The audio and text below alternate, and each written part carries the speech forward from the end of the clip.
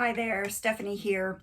One of the things that is often missing from MTSS implementations in schools is system level problem solving.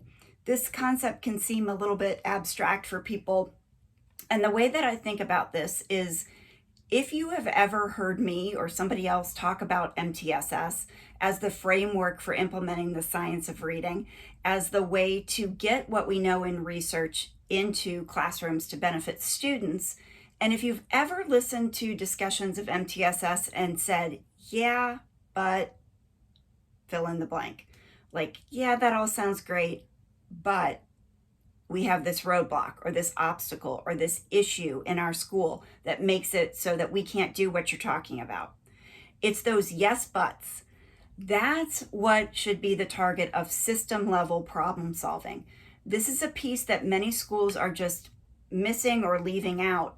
You are probably familiar with using a structured problem solving or database decision making model when you're talking about individual student concerns.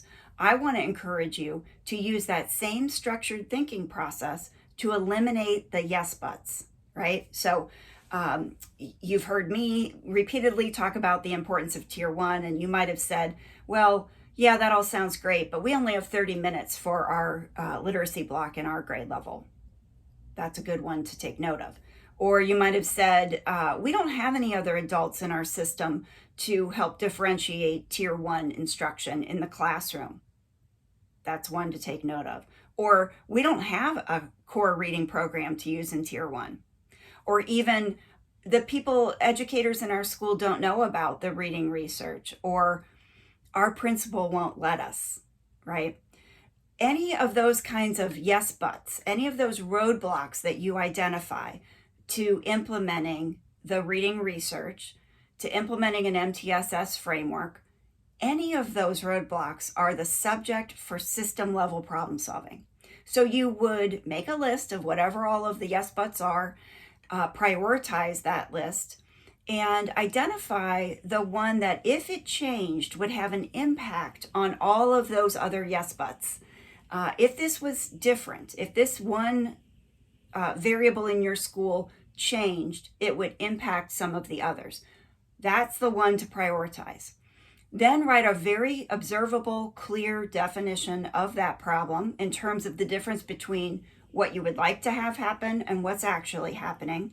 And then at the problem analysis step, flesh out and brainstorm what are the possible reasons why that roadblock or obstacle is in place, and what resources do you have to make a change to that obstacle or impediment to you doing the good things that you know about and are learning about in the reading research.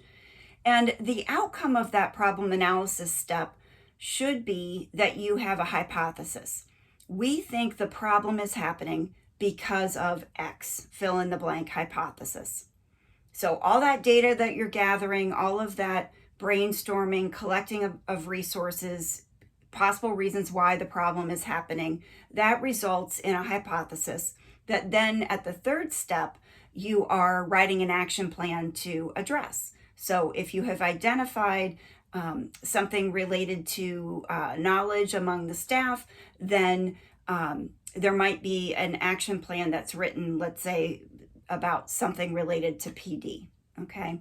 And then the fourth and final step of the problem-solving model is to evaluate whether or not your action plan worked. And you'd be evaluating components related to the adult behaviors in the system, as well as the impact on student outcomes.